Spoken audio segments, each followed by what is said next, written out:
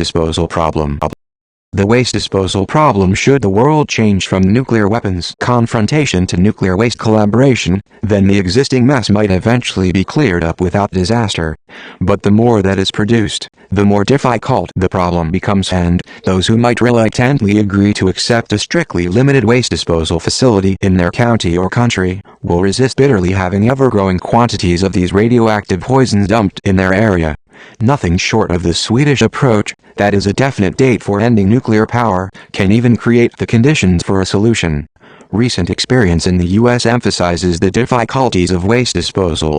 For HLW, a site has not yet been chosen, and although a repository is scheduled to be available by 1998, polls of industry waste specialists put startup at 2008 or later. 1/6 of the 3 sites under consideration, the front-runner, Hanford Weapons Center, has been condemned as unsuitable by a senior geologist with the U.S. Geological Survey 17, The Ecologist, Volume 16, Number 45, 1986. And another would involve drilling through 2 aquifer layers, with the risk of water contamination. 1/6 the problems of HLW disposal are highlighted by one of the U.S. DOE's research projects to find ways the public could be warned away from such a facility centuries hence in the event that all records are destroyed, fences and signs have disintegrated, and the English language itself has mutated to strange new forms. DOE's tentative plans are to erect massive stone monuments at repository sites, perhaps miniature pyramids, that would bear messages in pictographs and symbols, warning passers-by not to dig in the area. Contractors are looking around the world for written symbols which have stood the test of millennia. 1/8 in the meantime, storage space for spent fuel at U.S. power stations is becoming scarce. 17 It is noteworthy that although nuclear plant manufacturers desperate for orders are trying to increase their sales of small and medium-sized reactors to the countries of the Third World, and offer a wide range of support services, none are offering to take over management and disposal of HLW. 19 Third World countries are even less likely to want to dispose of HLW themselves, especially as recent joint research by the British Geological Survey and Delft Soil Mechanics Laboratory, together with some experimental work at the Drigg site, have shown that migration of radioactive elements can be very rapid indeed, much faster than predicted by computer models based on a homogeneous porous medium. 20 Also a recent research report 21 shows that bentonite, which has been proposed for use in HLW repositories as an impermeable barrier because of its great ability to swell in water, loses these properties when subjected to steam at 150-200 degrees C, such as is expected in the first stages of the life of a repository. Perhaps even more pressing is the provision for disposal of low-level and intermediate-level wastes. LLW and ILW. There are 3 dump sites in the U.S. in Washington, South Carolina and Nevada. In 1979 the 3 states provoked a crisis by closing or restricting access to their dumps by other states. Congress passed legislation in 1980 aimed at getting new sites opened within 5 years so that the existing dumps could be restricted by the 1st of January 1985. Not a single new site is in operation, and none is in prospect before 1990. Congress is staging a rescue operation, but if this fails a new crisis will rise immediately, and nuclear power stations, which produce half the total of LLW and ILW, will be in difficulties. 22 In the UK the situation is not very different, although far less work has been done than even in the US. Public opposition stopped the program of drilling in hard rock in 1981, and the opposition to the proposal to use an old anhydrite mine at Billingham was so great that its owners, ICI, eventually refused permission even for an investigation by NIREX, Nuclear Industry Radioactive Waste Executive, and the proposal was abandoned. The only site of those originally proposed for LLW, on a UKAEA site at Elstow in Bedfordshire, has difficulties of access, because of local opposition to its development. 20 The disposal of longer-lived ILW in, or under, the 155 seabed is being considered, but the impossibility of retrieval in the event of an accident is a strong argument against this. The National Union of Seamen has prevented any continuation of the previous dumping of LLW at sea, which is at present subject to a moratorium, and refuses to cooperate with research into seabed burial. The only existing dump in the UK is for LLW, at Drigg, and this will be full sometime in the 1990s. UK waste disposal experience reinforces the conclusion that only a Swedish solution is possible for nuclear power. The estimated cost of waste disposal is rising. HLW repository lifecycle costs have jumped from $18 billion to a staggering $27 billion. But because of the accounting procedure, virtually none of this cost appears in the cost of present electricity. U.S. electricity users only contribute 0.1 cent out of about 6 cents per unit to HLW disposal, or less than 2%. 1/6 the CEGB also covers the whole of waste disposal and decommissioning by a similar charge. The cost and the difficult and dangerous work involved are effectively being left to future generations. The moral problem. In the 1982 White Paper, the government accepted objectives for radioactive waste management, of which the first is given in the Department of the Environment's policy proof of evidence to the Sizewell inquiry as 1. All practices giving rise to radioactive waste must be justified, i.e., the need for the practice must be established in terms of its overall benefit. Yet the department has allowed the production of these new and indestructible radioactive poisons from comparatively innocuous materials in order to get the benefit of heating up water to generate electricity, when there are many other ways of getting the same end result. But having got the benefit, we are leaving to future generations the difficult task of clearing up the mess we have made.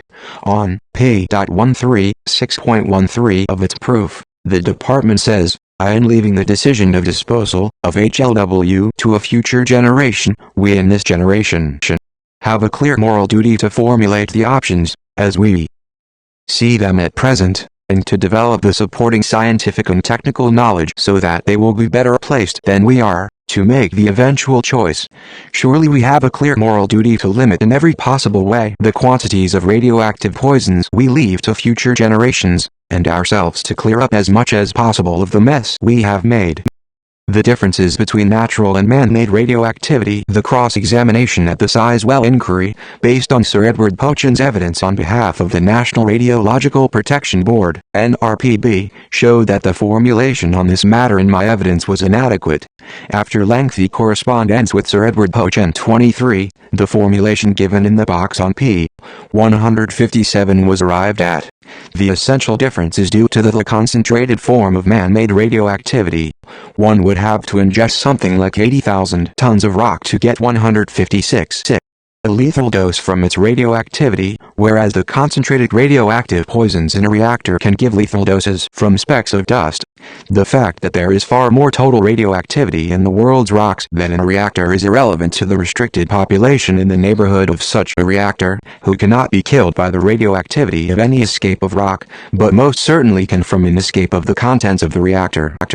The Accident Record. Canada, the UK, the USA and Switzerland were among the pioneers of nuclear power. By the end of the 1960s there had been major reactor accidents in all 4 countries. Until the Chernobyl disaster in April 1986, the nuclear industry constantly claimed that no member of the public had ever been harmed by a nuclear accident.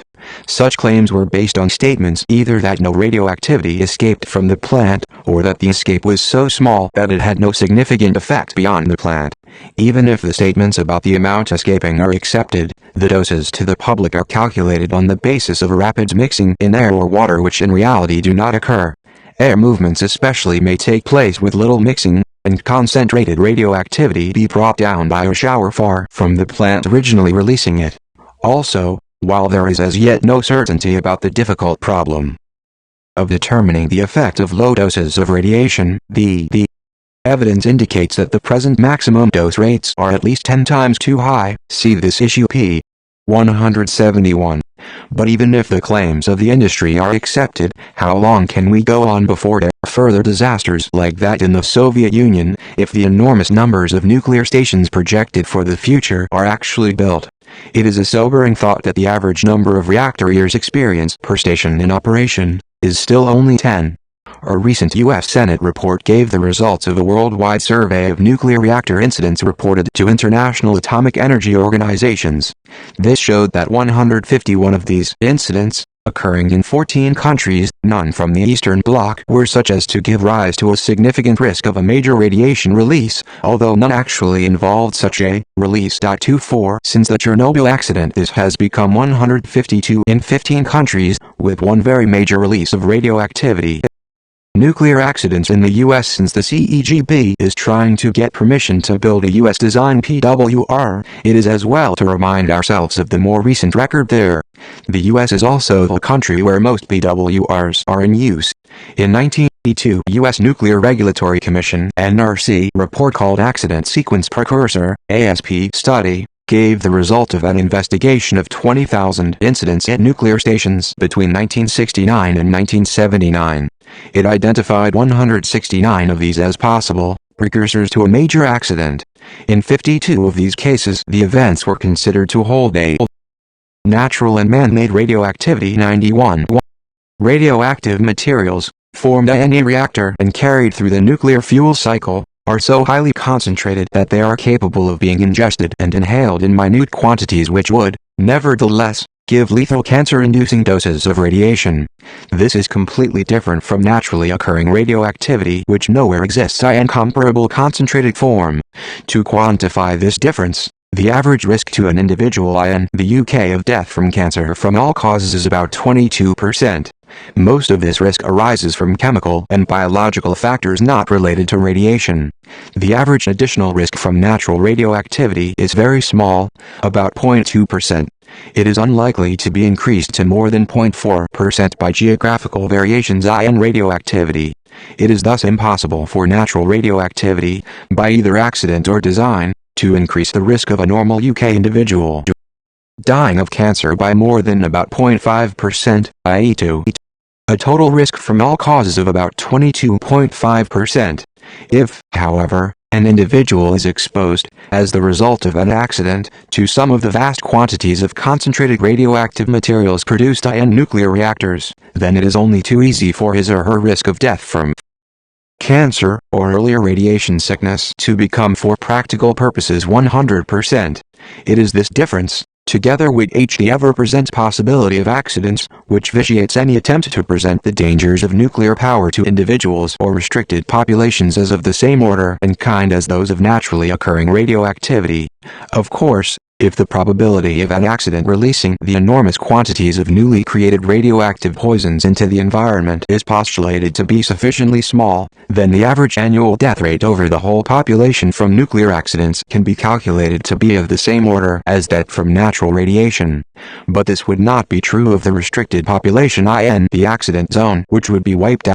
It is the intuitive understanding of this fact by ordinary people which explains the incredulity with which they react to suggestions that the dangers of nuclear power are equivalent to the additional risk of cancer from moving to Aberdeen from Surrey.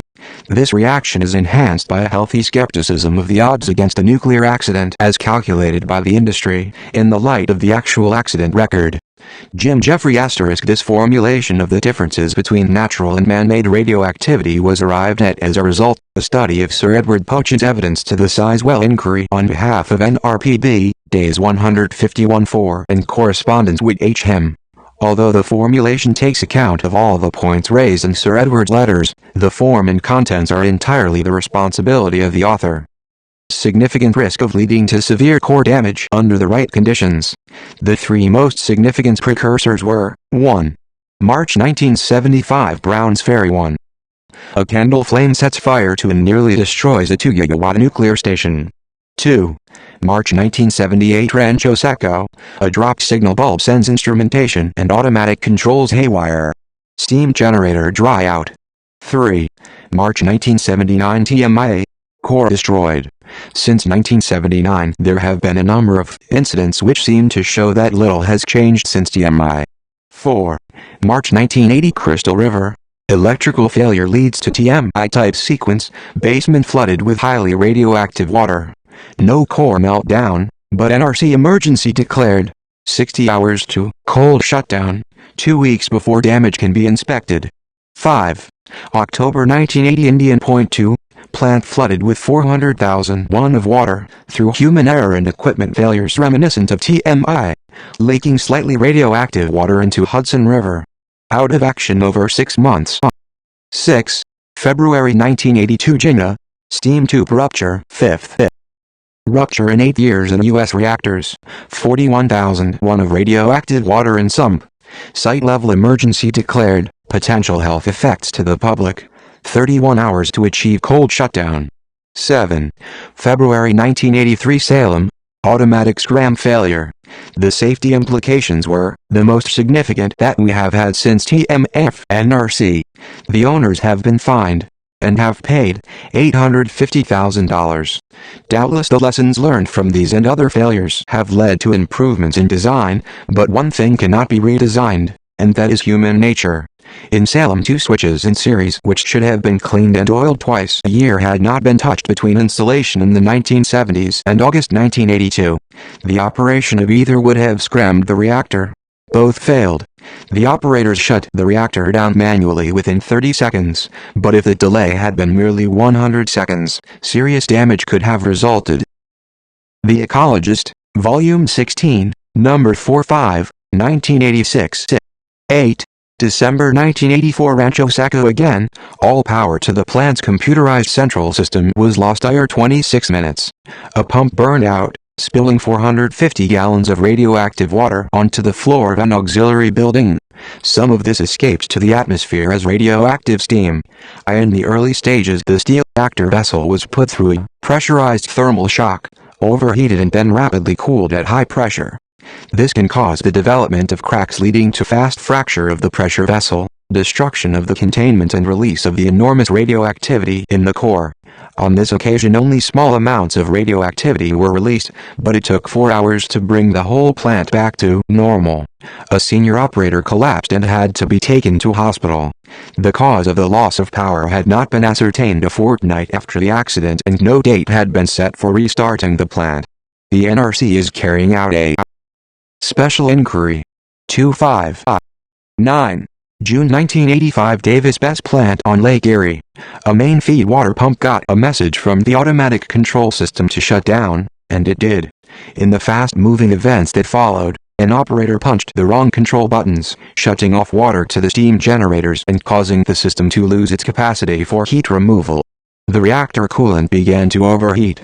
Before serious damage occurred, technicians were able to turn on an auxiliary water supply, after rushing down 4 flights of stairs, unlocking padlocks, putting fuses into an empty fuse box, manually switching on a pump, and struggling with a wrench to open some critical valves. The staff got things under control moments before it would have been necessary to go into an emergency cooling routine known as feed and bleed, a step that would have worsened the crisis. The plant is still shut down for renovations, and its owner hopes to restart in April 2, 6. 10. November 1985 San Onofre reactor in Southern California. An electric circuit failed, cutting off power to the control room for 4 minutes. Fast work by 157. Operators overcame a number of obstacles and brought the plant under control within hours, but not before.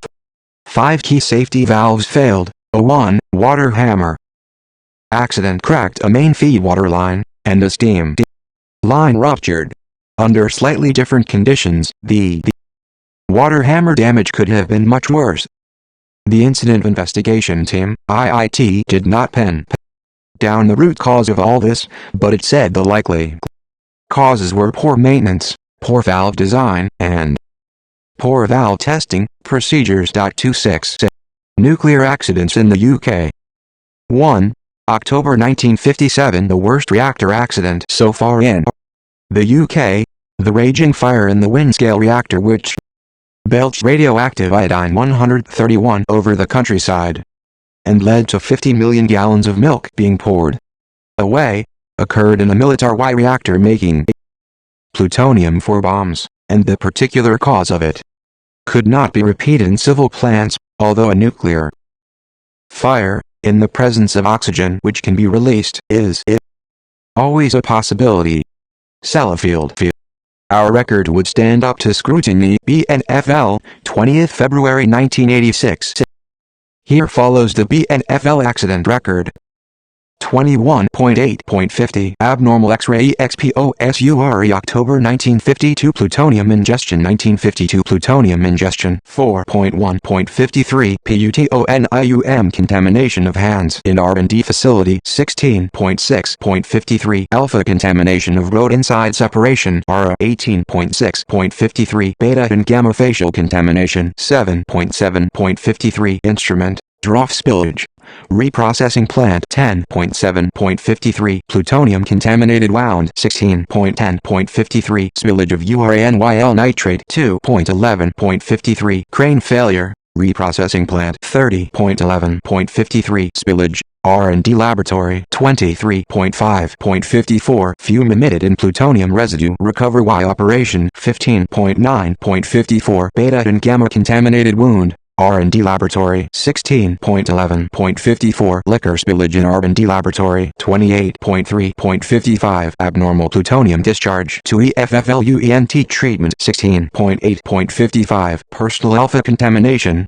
plutonium recover Y 15.11.55 Alpha contaminated wound 2.11.56 Personal beta contamination storage facility 14.1.57 Fire and metal recover Y lab March 1957 Contaminated separation area roads 13.6.58 Abnormal film exposure, R&D laboratory or 21.6.58 Incident in plutonium finishing plant 20.7.58 Abnormal EXPOSURE instrument mechanic 23.10.58 Personal alpha contamination in plutonium finishing plant October 1958 Apparent CRITICALITYCLERANCE contravention 27.1.59 Liquor spillage in storage facility 6.2.59 Personal contamination 27.8.59 Accidental withdrawal of fuel element into operating RAOF wind scale pond 27.1.60 Fire at EFFLUENT treatment plant 30.3.60 Plutonium spillage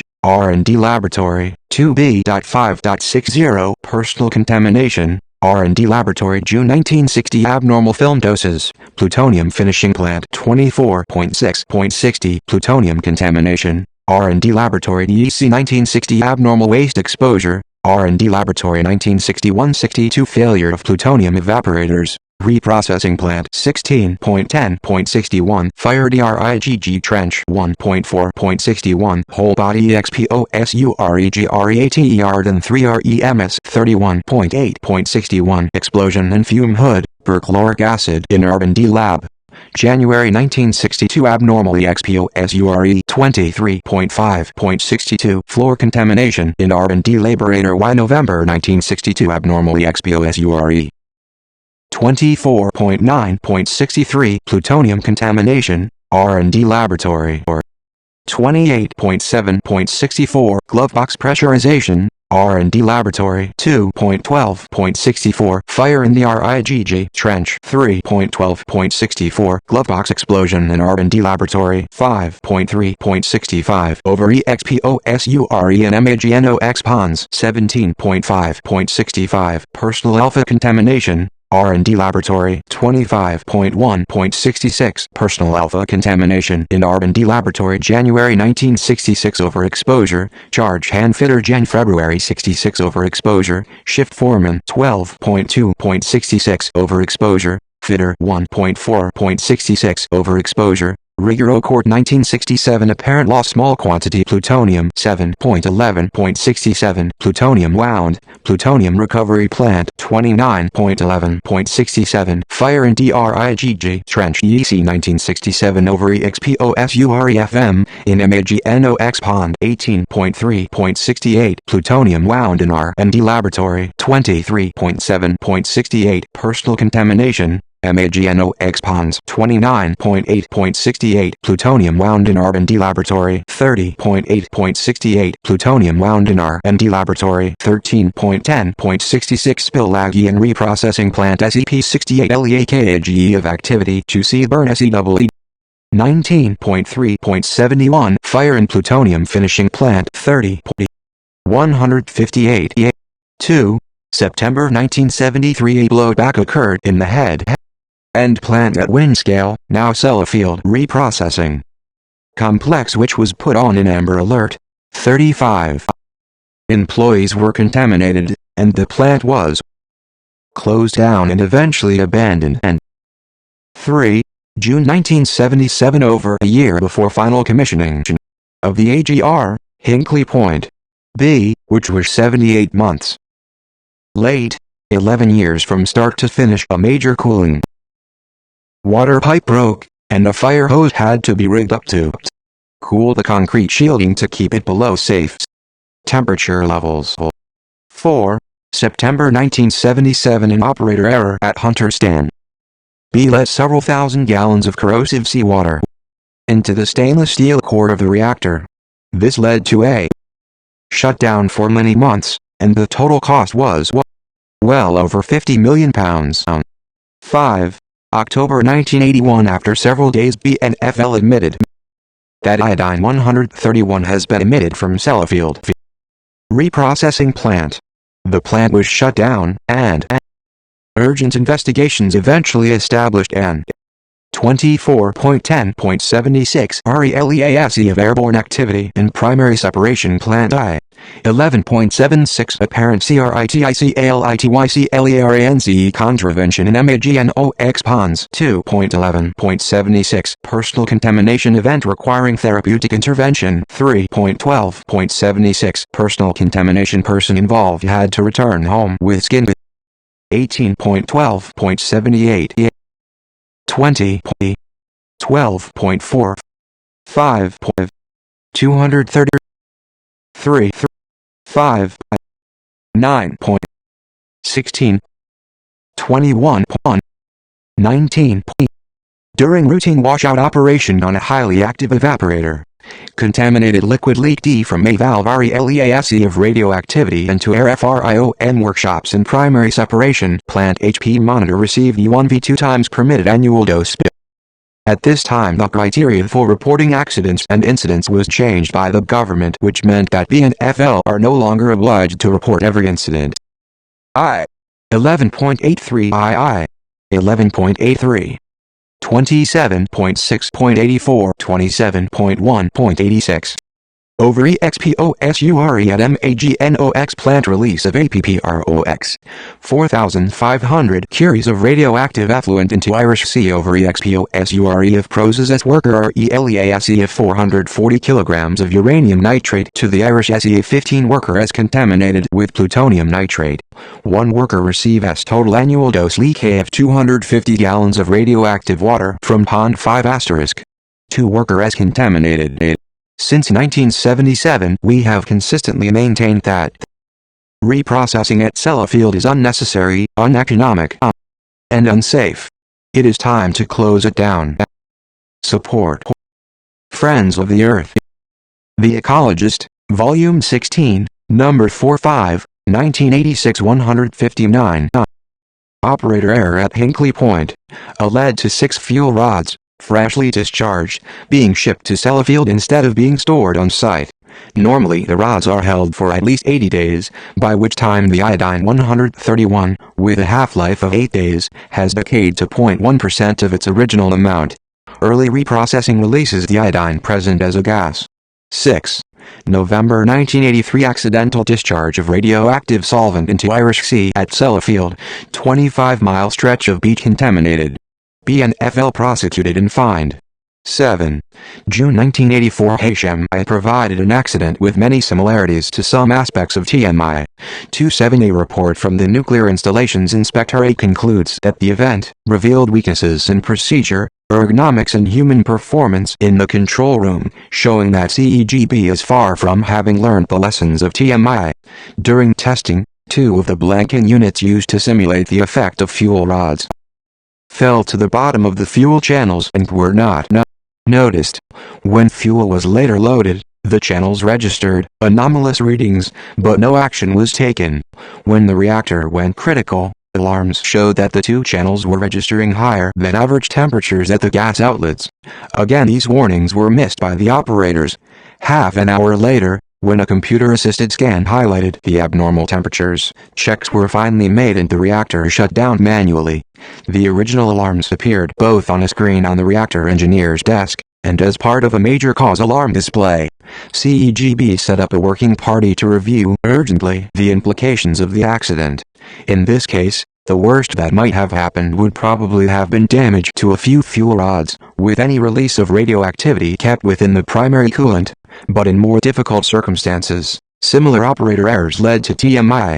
It is of vital importance that we should prevent the results of such operator errors from occurring hereby stopping Sizewell B from being constructed, and running down nuclear power production.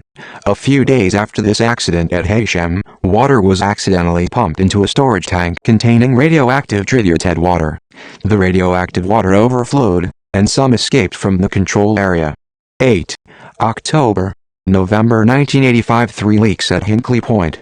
BAGR-28A. A burst boiler pipe flooded the reactor. The contaminated water was pumped into tanks, diluted and released into the Bristol Channel. Details were kept secret, and news of the accident only leaked out after 4 days. Less than a month later, 24 tons of CO2 coolant were lost.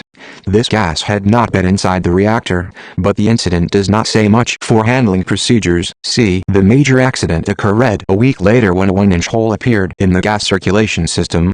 8 tons of hot pressurized CO2 gas containing suspended radioactive crud and possibly iodine-131 from small fuel rod leaks escaped into the containment building and then into the atmos pH air.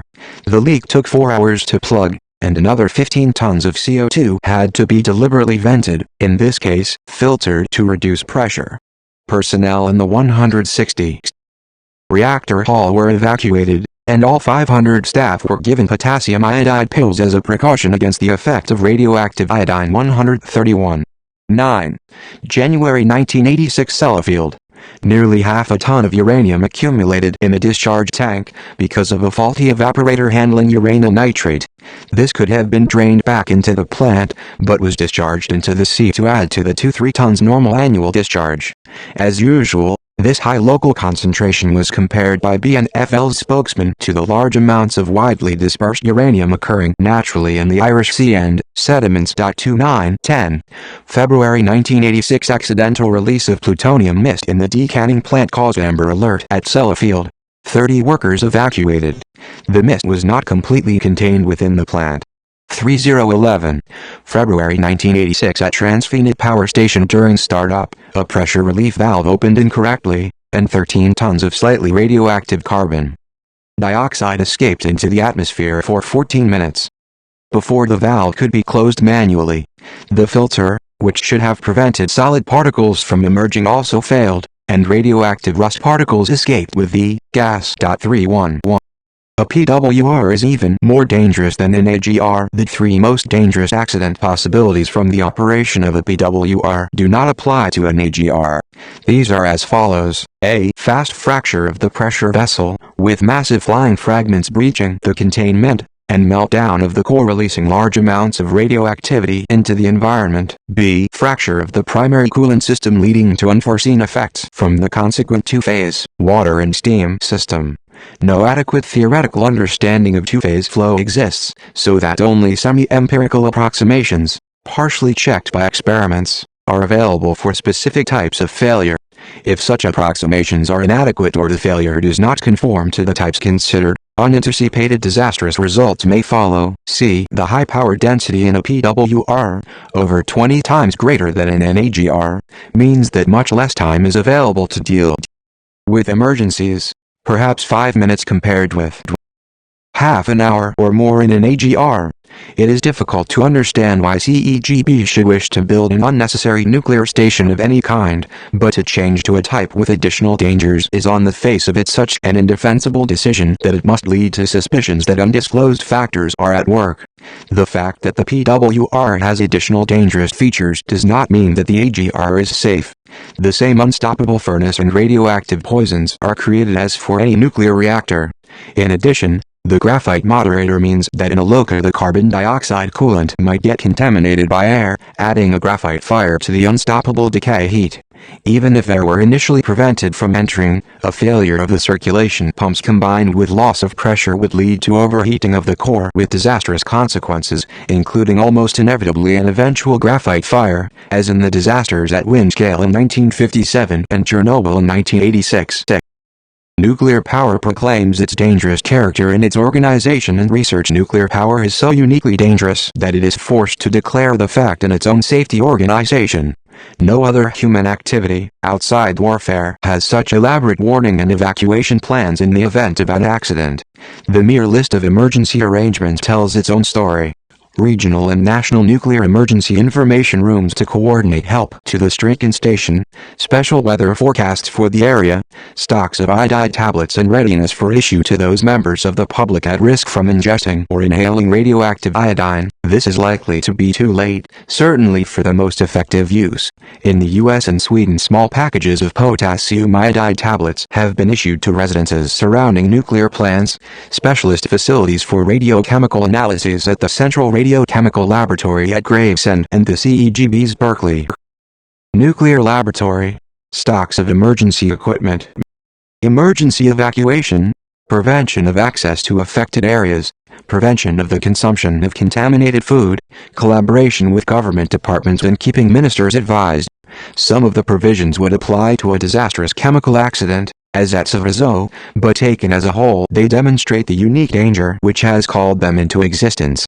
In addition, nuclear stations are the only constructions in the UK which are formally required to have safety-related plant capable of withstanding an earthquake, and the only plant whose third-party liability is limited to £20 million per incident. Claims above £20 million must be made to the government, and there's provision for the other countries which are party to the Brussels Convention to contribute to the cost.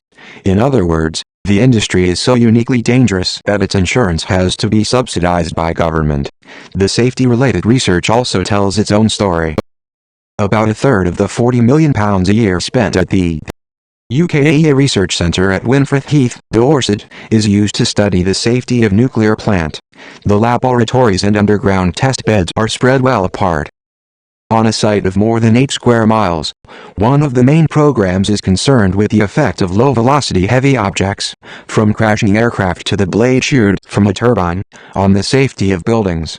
A most important investigation, which is not however mentioned in the report, must be on the effect of a fragment of an exploding PWR pressure vessel on the containment building. From the results so far, such low-velocity objects turn out to be more hazardous than high-velocity military missiles. Nuclear power is so uniquely dangerous that even its safety research proclaims the fact that. Why make nuclear accidents possible? Faced with the difficulties and dangers of nuclear power outlined above, most people's reaction is, why on earth do they want it? The answer at the present day is probably given by a term which the Kemeny Commission commented on in relation to TMI, mindset. It is an Americanism which needs no translation. But what set so many minds in the direction of nuclear power development was a belief, supported by experience for a few years in the 1950s and 1960s, that electricity consumption would increase exponentially for the foreseeable future.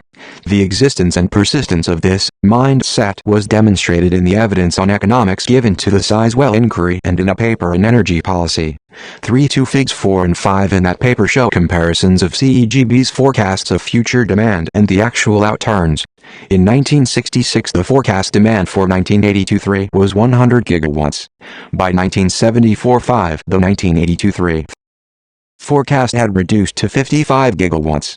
The forecast then reduced year by year, an average of 2.3 gigawatt-pa, until in 1981-2, because the fluctuating actual demand started to go up again, CEGB got the forecast 1 year ahead exactly right at 41.2 gigawatts. In spite of the downward plunge of the line of forecasts for 1982-3, CEGB's medium-term forecasts, 7 years ahead, continued to climb, and their long-term forecast for 2023 at 57 gigawatts is 2 gigawatts more than the forecast for 1982-3 made in 1974-5. CEGB admitted at the inquiry that, in the latest 10 years for which forecasts for the 7th winter ahead and actual outturn could be compared, they had been consistently wrong, with a maximum error of 29%. and a 10-year average overestimate of 26%. This mindset, which can only see a mirage of future increase in supply of electricity, is the fundamental factor behind the crumbling facade of alleged economic benefit generating the continued pressure for nuclear power. The extent of that pressure can be judged by the expenditure, or commitment to, expenditure of £200 million on Sizewell B before the inquiry had heard the evidence, and before the NEL had agreed the safety of the design.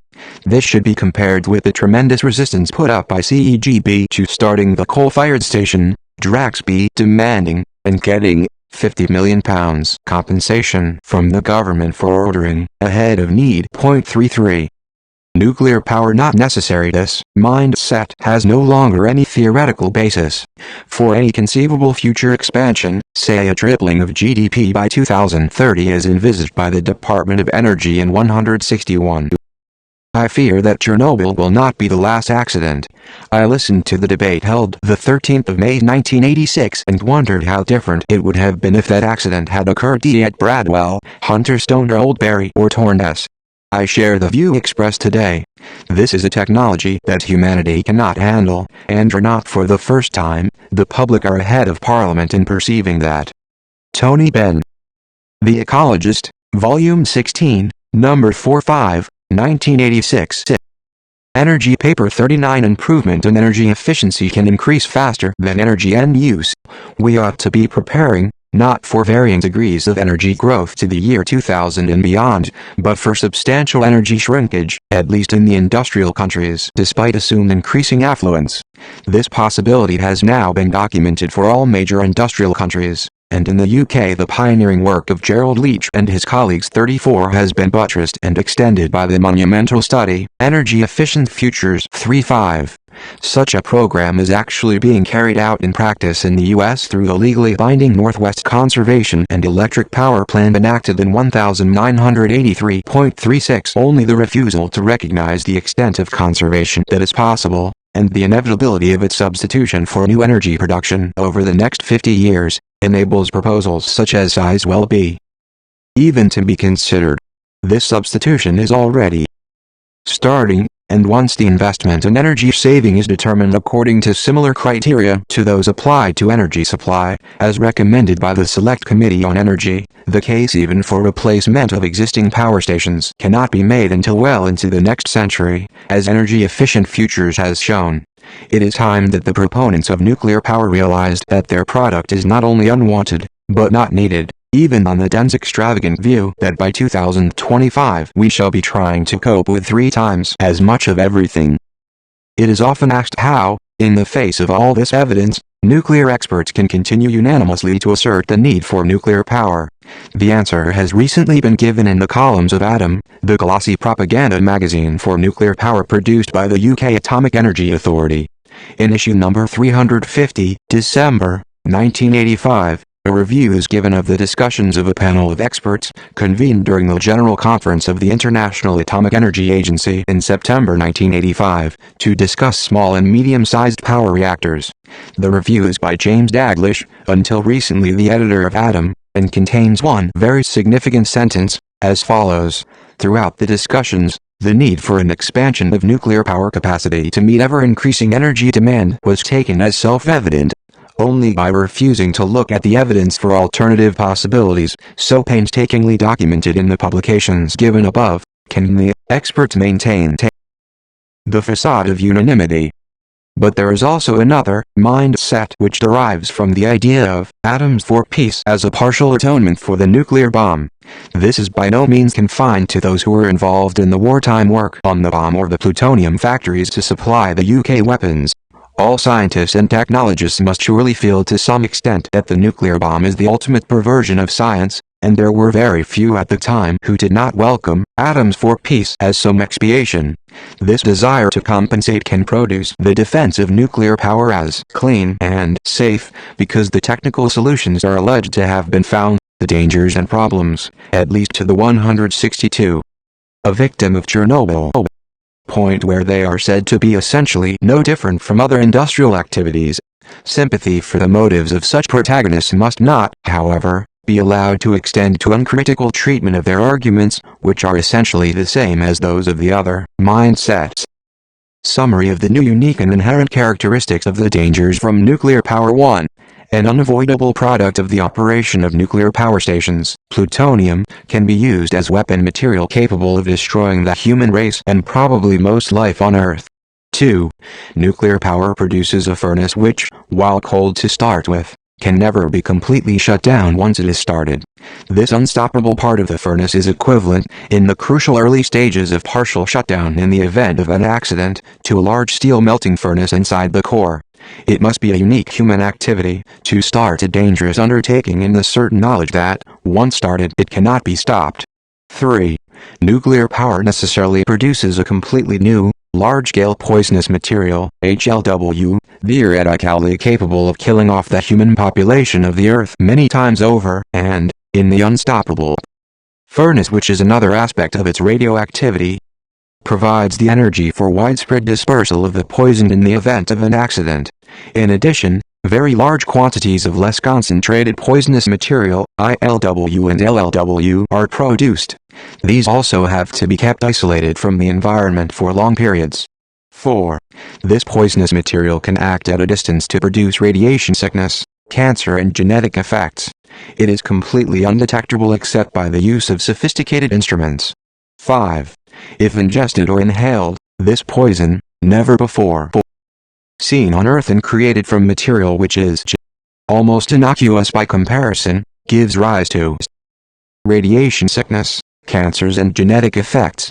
Other chemical poisons can give rise to comparable effects, but these can all, in principle, be destroyed or prevented from being formed. The unique character of radioactive poisons from nuclear power is their indestructibility. For practical purposes, nothing but time can change their toxic characteristics, and in many cases the time required is on a geological scale. For historical purposes, such material can be said to be unchangeable and indestructible. 6. Nuclear power is so uniquely dangerous that it is forced to declare the fact in its own safety organization and research. 7. Nuclear power is unique, apart from the construction of bombs from the plutonium it produces in being relentlessly promoted in spite of its dangers, although humanity has no need for it. References. 1. Nuclear power, The Reason Why, by Arthur Palmer, Labour MP for Bristol North East 1974-83, former frontbench opposition spokesman on energy and chairman of the Select Committee on Science and Technology, 1974-79.